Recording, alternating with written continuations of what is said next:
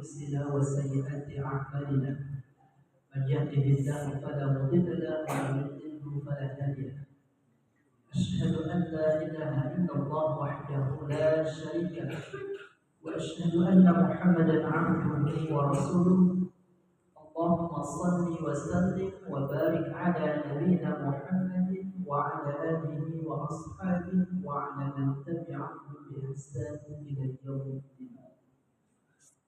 فإن الله سبحانه وتعالى يقول في القرآن الكريم: أعوذ بالله من الشيطان الرجيم يا أيها الذين آمنوا كلوا من طيبات ما رزقناكم.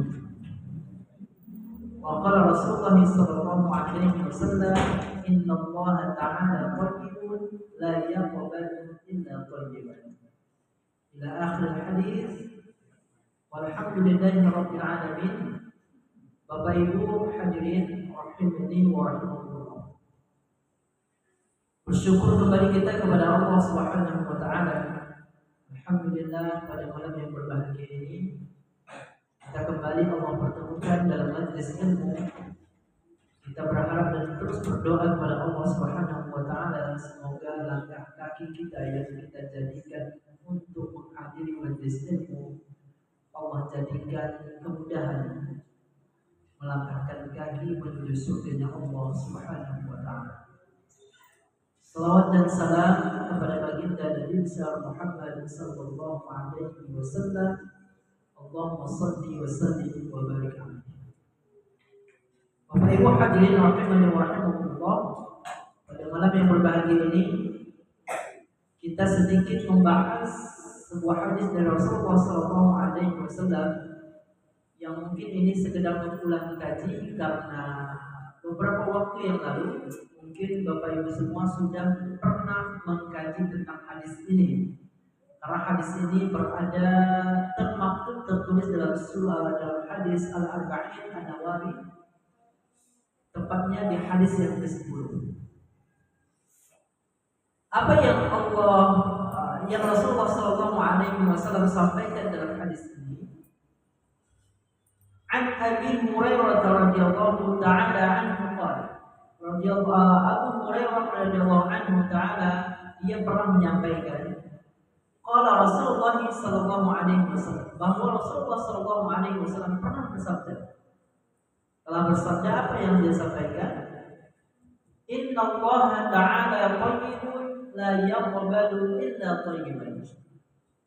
Sesungguhnya Allah itu Maha Thayyib dan Dia tidak menerima kecuali yang thayyib. Bapak Ibu, ini penggalan hadis yang menjadi pokok bahasan kita, bahwa Allah Subhanahu wa taala memiliki sifat namanya thayyib. Siapa itu thayyib? Bukan yang 3 kali puasa dan 3 kali lebaran pulang-pulang. Ibu, la yaqbalu illa thayyiban, tidak juga menerima kecuali yang suci. Kenapa kok siang ini atau pagi ini, hari inilah tepatnya, begitu kita buka media sosial, komentar orang cuma satu, wasit itu. Cuma itu lah. Semua Facebook baca, besar-besar pun buat status itu. Ada yang lebih parah lagi Bapak Ibu, wasit akhir zaman, tidak kita kelakuan kekerawan. Kenapa? Itu salah satu bukti bahwa hati bersih manusia tak menerima yang kotor, tak menerima kecurangan, tak menerima kefasikan, dan tak menerima berbagai macam hal yang tidak adil. Nah, ini konsep awal dalam hadis ini. Sesungguhnya Allah Subhanahu wa taala Maha Thayyib. Ini mengantarkan kita ke sebuah pemahaman, meyakinkan diri kita bahwasanya Allah Subhanahu wa taala memiliki sifat yaitu Thayyib, Maha Suci. Namun di dalam hal ini tak cukup dengan itu. Kalimat innallaha ta'ala thayyibun itu hanya sekedar pengantar. Pengantar itu yang ditunjukkan untuk dipahami bahwasanya disambungkan oleh Allah, wala yaqbalu illa thayyiban. Karena Allah itu maha suci, maka Allah juga tak menerima kecuali yang suci. Tak menerima dari siapa? Dalam konsep ini Bapak Ibu, cuma dari dua bentuk, dari dua makhluk, jin dan manusia. Nah, karena kita golongan manusia, tak pernah kita bahas golongan jin. Cukup golongan manusia. Nah, ternyata kita ini masuk dalam konsep ini bahwa apa yang kita persembahkan ke hadapan Allah Subhanahu wa taala perlu ada filter, ini thayyib atau tidak. Kita sudah mulai bisa memfilter. Jika ini thayyib, maka insya Allah Allah akan terima. Tapi jika keluar dari nilai-nilai kethayyiban, Allah tolak. Dalam konsep apakah ini? Nah, jamaah rahimahullah, terkadang hadis ini hanya dibatasi dalam konsep muamalah, dalam hubungan duniawi. Ternyata tidak. Kalimat ini mencakup konsep akidah, konsep ibadah, dan juga konsep muamalah. Inna Allah Ta'ala thayyibun. Ma ma'na thayyibun? Kalimat thayyib bima'na tahir, munazzahu 'anil naqais. Kalimat thayyib di sini diartikan, didefinisikan dengan istilah tahir. Tahir itu toharah. Kalau kita bersuci, toharah berarti tahir artinya suci. Suci yang keluar dari kotoran, suci yang jauh dari kekurangan, dari aib dan yang lain. Di dalam Al-Quran, thayyib dimaknakan, digandengkan dengan kalimat al-khabith. Khabith itu najis. Misalkan Allah SWT firmankan, "Qul la yastawil khabith wa thayyib." Katakan wahai Muhammad, tidak sama antara yang najis dengan yang thayyib. Ini sebagai pengantar Bapak Ibu bahwa makna thayyib itu adalah lawan kata dari najis. Kalau kalimat ini kita sematkan ke dalam bab akidah, berarti ada suci dalam bab akidah, ada juga najis. Kalau konsep ini kita sematkan dalam konsep ibadah, berarti ada ibadah yang dipandang suci, ada ibadah yang dipandang najis. Kok bisa ya? Kalau dalam bab muamalah sudah jelas ini. Karena memang bab muamalah bagian dari bahasa pokok dalam hadis ini. Wa ma'na hadza annahu la yulhiqu jalla wa 'ala syai'in min al-'aib wa naqs. Jadi makna tahir ini bahwasanya Allah Subhanahu wa taala terhindar dari berbagai macam kekurangan dan keaiban yang bisa mencederai kesucian Allah Subhanahu wa taala. Fa innahu zalla wa 'ala thayyibun fi dzatihi. Yang pertama, Allah itu suci dalam zatnya. Itulah yang sering kita baca, qul huwallahu ahad, Allahus samad, lam yalid wa lam yulad wa lam yakul lahu kufuwan ahad. Nah, itu konsep kesucian Allah dalam zatnya itu. Oke, kita Bapak Ibu dalam membaca Al-Quran, memaknai Al-Quran dengan membaca artinya itu sangat penting sekali. Karena memang Al-Quran itu tak semuanya perlu kita harus tindak lanjuti dengan tafsir-tafsir tertentu. Begitu baca terjemahannya, kita sudah dapat apa pesannya itu. Nah, selama kita tidak membaca artinya, maka pesan-pesan Al-Quran itu tak dapat.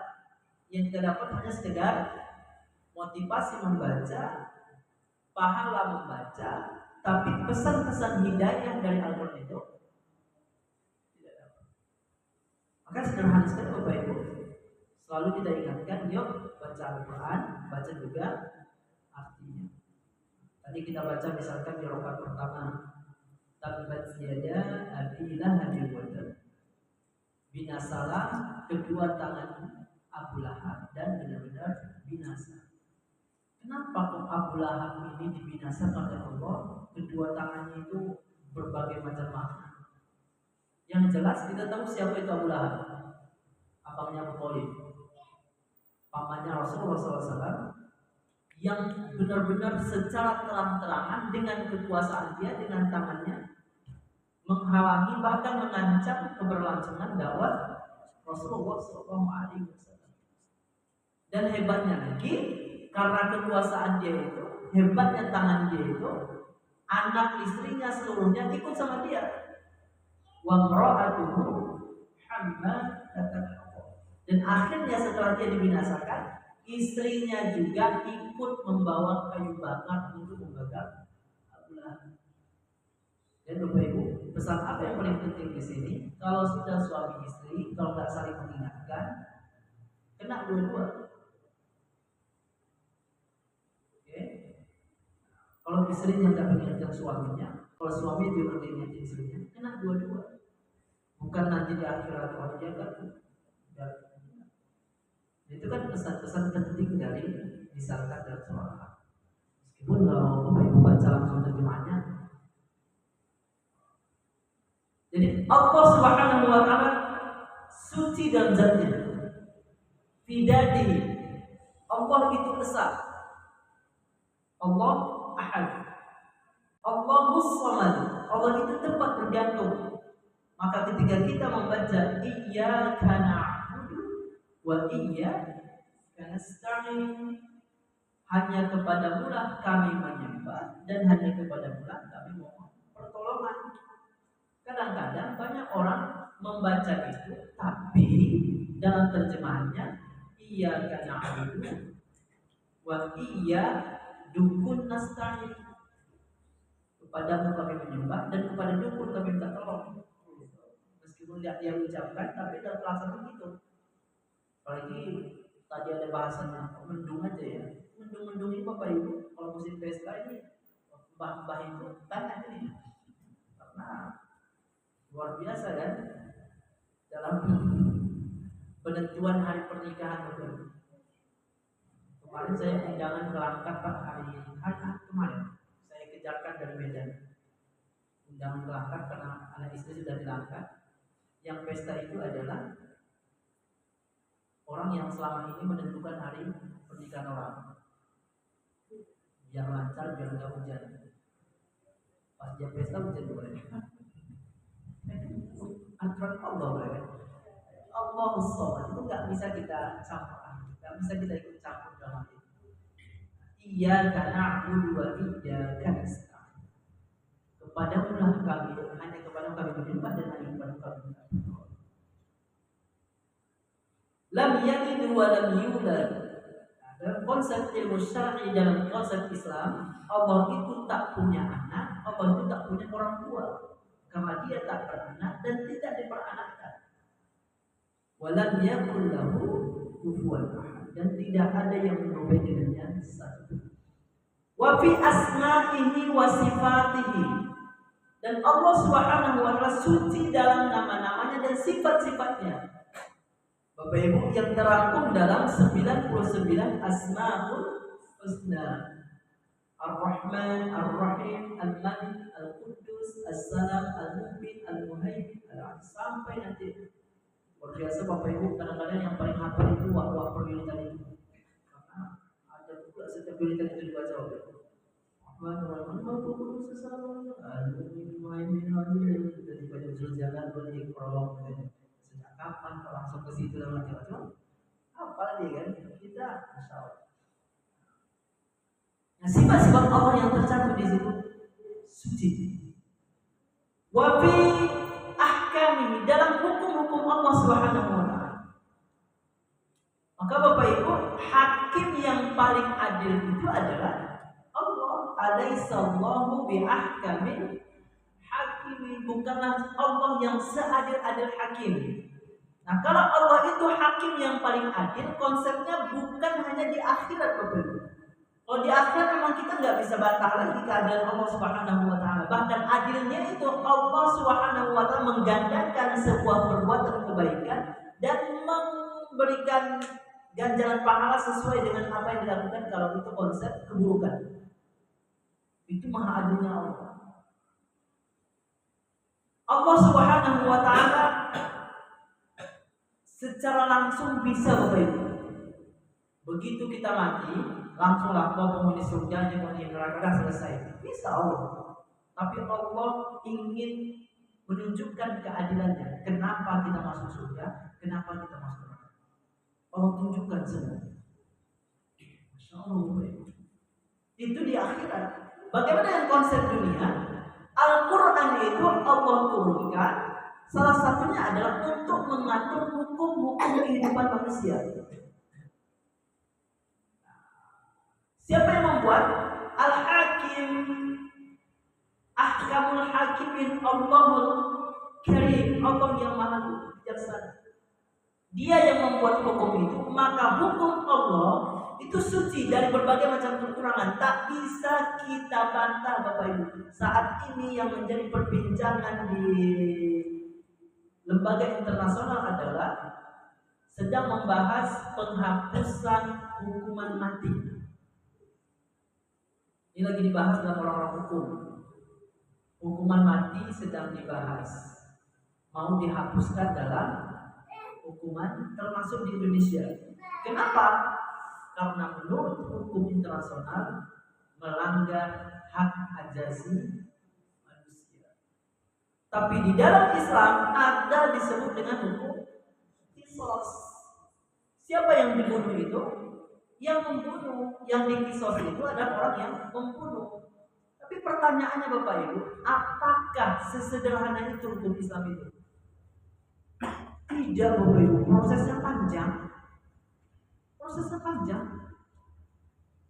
Enggak begitu dia ngaku pembunuh terus dah besok kita pancung. Enggak Bapak Ibu. Itulah kebijaksanaan Allah Subhanahu wa taala, keadilan Allah, keluar biasaan dalam hukum-hukum Allah Subhanahu wa taala. Maka jangan sekali-sekali kita menganggap hukum Allah yang tercantum dalam Al-Qur'an itu punya kekurangan. Jika Allah yang maha paling adil dalam memberikan hukum, maka hukum-hukumnya lah yang paling adil. Maka Bapak Ibu jangan sedikit pun tersirat di dalam hati. Biar adil Ustaz. Ini biasanya dalam hukum mawaris ini. Dalam pembagian harta waris, suka kali kita bilang, Ustaz, kami rencana Ustaz, bagi adil Ustaz, biar adil. Bagi adil, biar adil. Maksudnya gimana? Jadi kami gak ikut Quran Ustaz. Kami mau bagi adil lagi. Jadi seakan-akan hukum yang sudah tercatat dalam Al-Quran tidak adil. Lalu kita membuat hukum biar adil. Luar biasa Bapak Ibu, menjas Al-Quran tidak adil. Saat kami bukan gak betul Al-Quran, cuma biar adil aja. Tuh, seakan-akan Allah tidak adil. Nah ini kan konsep-konsep yang perlu kita luruskan kembali. Bahwa yang paling adil itu adalah Allah Subhanahu wa taala. Alaihissallahu bi'ahkamil hakim. Wa fi af'alihi, dan dalam perbuatan-perbuatan Allah Subhanahu wa taala itu Allah Maha Suci. Meskipun dalam pandangan manusia kadang-kadang kok enggak adil ya, kok kadang-kadang kok kayak gini ya. Kadang-kadang analisa manusia itu mengantarkan kepada sebuah jalan kekufuran. Sehingga menyebabkan kita tak ridho dengan apa yang Allah kasih jatah. Kan itu pesan Imam Hasan Al-Basri kan, salah satu penyakit hati itu adalah salah satunya ma yarra ala qismatillah. Dia tak pernah ridho terhadap apa yang sudah dibagi oleh Allah Subhanahu wa taala. Nanti kalau udah dikasih banyak tak bersyukur, dikasih sedikit enggak ridho. Kenapa? Ini mulai sedikit merasa kecewa terhadap af'alullah, tidak mensucikan perbuatan-perbuatan Allah Subhanahu wa taala. Nah, itu dalam konsep tauhid. Syahadat misalkan Bapak, asyhadu anna Muhammadar Rasulullah. Ada enggak orang tapi dianggap kotor syahadatnya. Ya, kita harus hati-hati juga Bapak.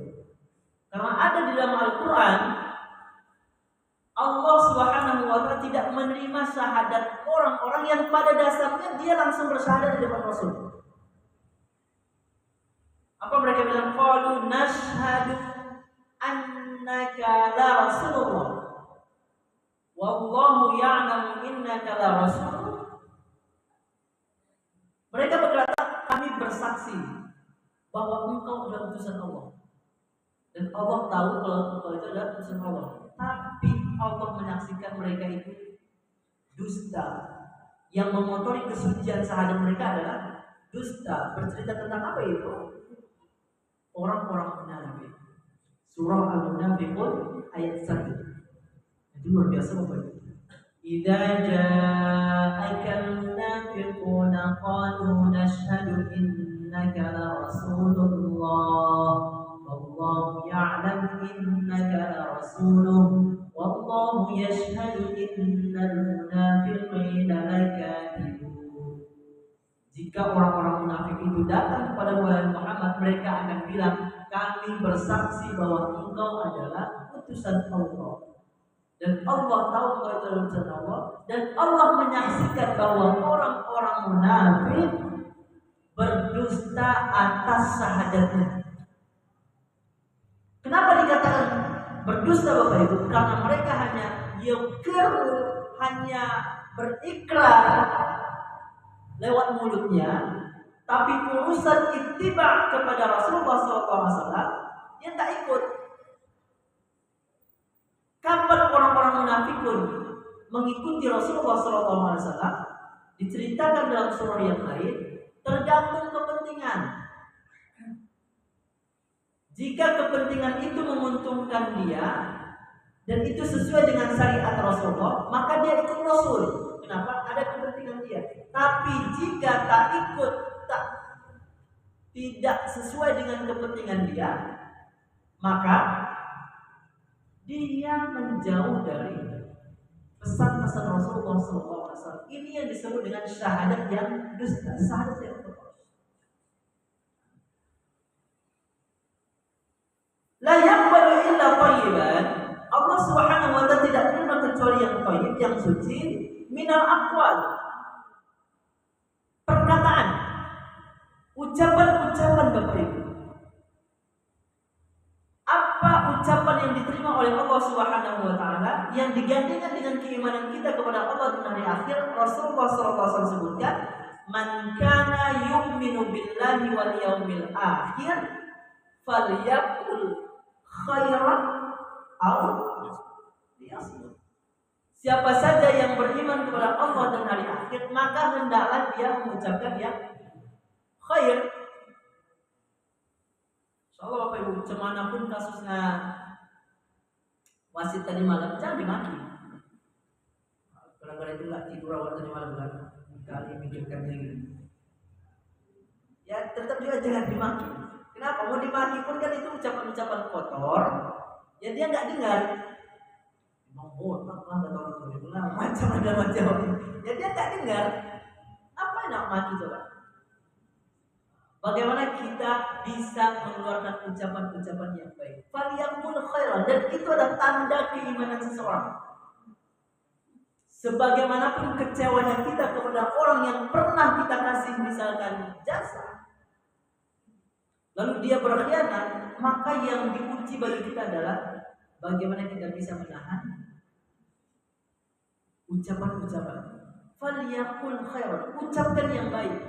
Kalau nggak bisa kali Bapak Ibu mengucapkan yang baik, kata Rasulullah, auliyasmut, pilih diam. Pilih diam. Kalau diam itu adalah emas, kata Ibu. Kalau ada muslimah diam aja. Diam. Nah Bapak Ibu, marah dengan sumpah serapah, dengan ucapan-ucapan anggota kebun binatang, itu bagian dari ucapan-ucapan yang Allah Subhanahu wa Ta'ala tidak terima. Bapak Ibu, kalau Allah tak terima, berarti secara otomatis manusianya juga nggak terima. Ingat, kalau kita sudah mati orang dan dia nggak terima, kenapa nanya dong? Allah pun nggak terima, apalagi dia manusia biasa. Nah bagi adik-adiknya lagi kan, anak Ustaz, kalau manggil kawan nggak boleh lagi ya pakai anggota tubuh binatang, meskipun kawannya nyawa. Saya ketemu itu bapak ibu anak SMP, panggilkan dengan bumbu. Nyawa pula kawannya, apa? Jadi panggil pakai itu nyawa gitu kan. Ternyata sudah menjadi sebuah budaya yang mudah-mudahan generasi kita jauh. Wal a'mal dan perbuatan. Nah, Bapak Ibu yang Allah Subhanahu wa taala, perbuatan dan perkataan itu ada dalam konteks budaya, adalah dalam konteks syariat. Dalam konteks budaya, ada satu hal yang mungkin secara budaya boleh. Tapi indikator utamanya adalah secara syariat. Itu disebut suci atau tidak. Jika syariat mengatakan itu suci, maka itu suci. Jika syariat mengatakan itu kotor, maka kotor. Baik dalam budaya maupun syariat. Syariat itu maksudnya Bapak Ibu, selain indikator penilaiannya adalah syariat, termasuk dan mengamalkannya adalah amalan syariat. Maka thayyiban fil a'mal adalah makana khalisan lillah wa muwafiqan li syari'atihi. Segala amalan yang ikhlas kepada Allah dan sesuai dengan tuntunan Rasulullah SAW itu disebut dengan suci. Dan kembali lagi Bapak Ibu, kita beruntung, kita bersyukur didekatkan dengan Muhammadiyah, dengan Aisyah. Kenapa pembahasan kita adalah berkaitan dengan apa yang Rasulullah SAW, apa yang Rasulullah SAW ajarkan. Karena kasusnya Bapak Ibu, wah berarti orang itu nggak mengajarkan apa yang disunahkan Rasulullah, bukan gitu. Tapi setelah saya duduk Bapak Ibu, saya kebetulan suka kalau pagi-pagi di rumah itu kalau istri bangun tidur itu menghidupkan murotal zikir pagi dan petang. Itu kalau udah pagi dia sambil masak itu diputar kayak kuat-kuat, jangan jatuh kamar. Nah gitu datang, ada langsung putar ceramah. Ada kadang-kadang putar ceramah Hakim, kadang-kadang pusat Ucai itu yang lagi apa sekarang ini. Seru-seru temanya, tapi masya Allah Bapak Ibu, banyak terkadang kita nggak sebut ustadznya ya, tapi ada beberapa ustadz saya lihat di YouTube itu kajiannya bagus-bagus, tapi mengungkapkan sebuah hadis yang ternyata hadis itu diperdebatkan oleh ulama hadis akan kesahihannya. Kita di Muhammadiyah alhamdulillah hadis-hadis yang disampaikan hadis-hadis yang makbul, hadis yang sudah diterima oleh, yang sudah dikritisi oleh ulama hadis. Kita syukur. Wal amal wa dzalik. Kemudian Bapak Ibu Allah Subhanahu wal aqwal. Allah Subhanahu wa taala tidak menerima yang baik-baik, tidak menerima yang kotor, hanya menerima yang baik, termasuk tadi yang perkataan, perbuatan dan juga harta. Dalam konsep ini Bapak Ibu, harta itu kalau sudah bahas harta dua, imma li zatihi wa imma li kasbihi. Ini suci dari segi zatnya dan suci dari segi cara mendapatkannya. Banyak umat Islam itu terjebak dalam cara mendapatkannya. Kalau dari segi zatnya, Bapak Ibu, kalau sudah namanya di dalam Islam, kalau sudah namanya babi, itu mau pakai bismillah motongnya, pakai pisau yang sangat tajam, pakai takbir beberapa kali, direndam sama ibu-ibu dalam api yang cukup panasnya. Kalau sudah namanya babi tetap haram. Ustaz, ini alhamdulillah Ustaz kami manggil Syekh bisa Ustaz untuk motong Ustaz. Bismillahnya pun masih kali. Enggak, tetap haram kan, zatnya tidak haram. Tapi kalau kambing dipotong pakai nama Allah, pakai pisau yang tajam, direndam sama ibu dikaris, halal atau haram? Kambing? Tergantung kambing siapa. Kambing tetangga yang utara yang dipotong. Nah, itu cara mendapatkannya. Nah, kami nggak narik kambingnya, kami cuma narik talinya, kambingnya ikut. Sama itu. Jadi ternyata cara mendapatkannya itu penting. Fa inna rajulan, karena seorang laki-laki yang menginfakkan harta yang kotor, Allah nggak terima.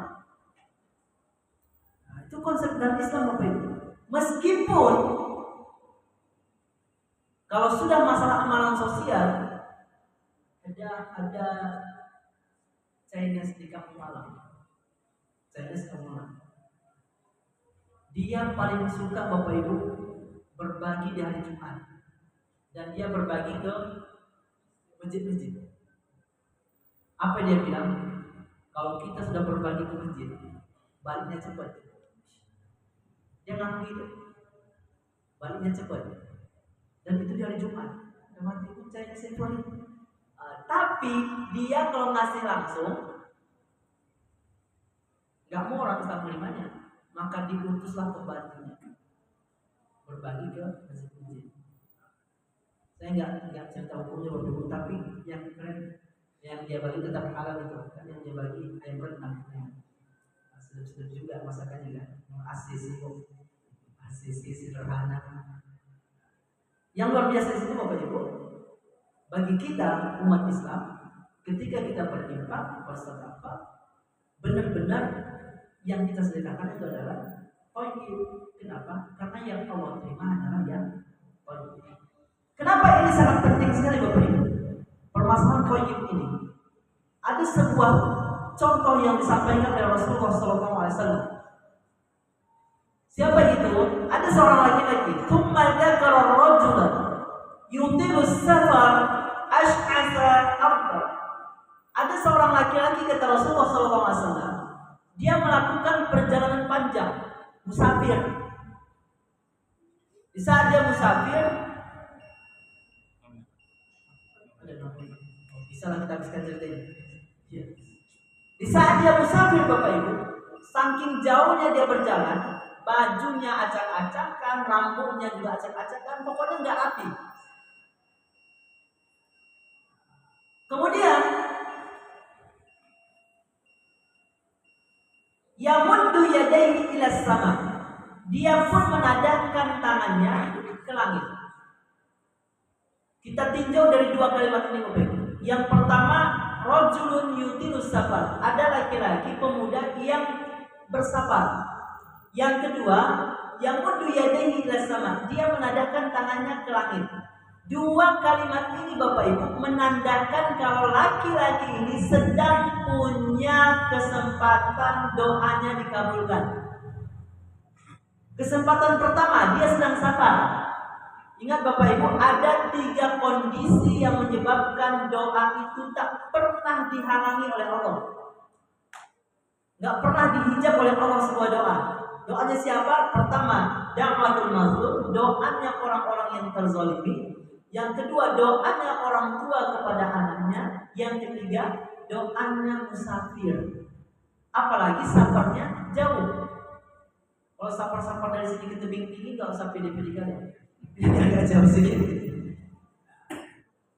Yang kedua Bapak Ibu, yamuddu yadayhi ila sama. Dia menadahkan tangannya ke langit. Kenapa di sini sampaikan yamuddu yadayhi ila sama Bapak Ibu? Sebuah hadis dari Rasulullah SAW. Inna Allah hayyun karimun yastahyi min 'abdi idza rafa'a yadayhi ilaihi ayyaruddahu masifra.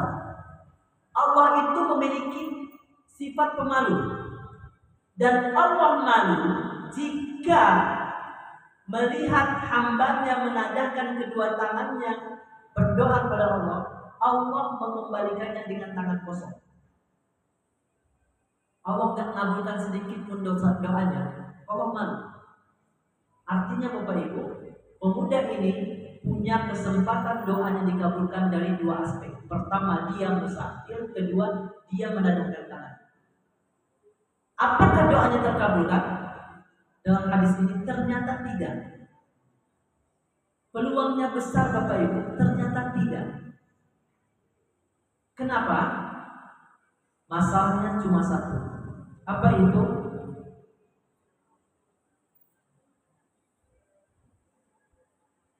Wa mat'amuhu haramun wa mashrabuhu haramun wa ghudhiya bil haram. Dia berdoa, tapi yang dia makan adalah makanan yang haram. Apakah haram li zatihi atau haram li kasbihi? Wa masrabuhu haram, yang dia minum juga haram. Apakah haram karena memang yang dia minum adalah minuman haram, atau yang dia minum itu adalah minuman yang secara mendapatkannya haram, dicuri misalkan, ditipu dan wa ghudhiya bil haram, yang meliputi dirinya semua yang haram-haram. Bajunya haram, sepatunya haram, semua perlakuannya haram Bapak. Di saat itu Rasulullah SAW sampaikan, fa anna yustajabu lidzalika. Bagaimana Allah mau mengabulkan doanya? Meskipun dia musafir, meskipun dia tadahkan tangannya Bapak Ibu, ketika dia diliputi dengan yang haram, maka Allah Subhanahu wa taala tidak mengabulkan doa. Nah, oleh karenanya kalimat la yaqbalu illa thayyiban, Allah Subhanahu wa taala tidak menerima kecuali yang baik, itu penting sekali. Pembelajaran penting bagi kita adalah ketika kita menjalani aktivitas kita sehari-hari, kita harus memastikan ini masuk dalam konsep thayyib atau tidak. Hati-hati Bapak Ibu, jika ternyata yang kita lakukan ini tidak thayyib dalam konsep syar'i, akibatnya fatal. Apa itu? Allah tak terima persembahan. Apalagi berkaitan dengan apa yang dimakan, apa yang diminum. Jika yang dimakan, yang diminum adalah hasil tipu-tipuan kayak orang-orang itu, pokoknya untuk mendapatkan satu kursi harus serang sana serang sini, luar biasa, tipu sana tipu sini. Nah, itu membuat semua itu berubah jadi satu hal yang haram. Kalau yang masuk yang haram, yang dimakan haram, yang diminum haram, bahkan yang dipakai pun haram, maka doa itu satu contoh ibadah Bapak. Itu bisa dikatakan doanya saja tak dikabulkan oleh Allah, apalagi persembahan sholatnya dan hal-hal yang lain. Maka pelajaran yang penting adalah, yuk kita perhatikan yang kita upayakan ini thayyib atau tidak. Kalau belum thayyib, kita dorong menjadi thayyib. Kalau sudah thayyib, kita kuatkan dan kita istiqomah dalam kethayyiban itu, dalam kesucian itu. Karena kita berharap semua ini sebagai bekal kita untuk berhadapan bertemu dengan Allah Subhanahu wa taala. Demikian Bapak Ibu kajian singkat pada malam yang berbahagia ini. Mudah-mudahan bermanfaat bagi saya khususnya dan kepada seluruh jamaah umumnya. Mohon maaf mengulang kajian ini, karena memang ini sudah dikaji sebelumnya juga oleh ustaz-ustaz sebelumnya, tapi tidak apa-apa, makin diulang makin lancar insyaallah mudah diamalkan. Saya akhiri wabillahi taufiq wal hidayah. Wassalamualaikum warahmatullahi wabarakatuh.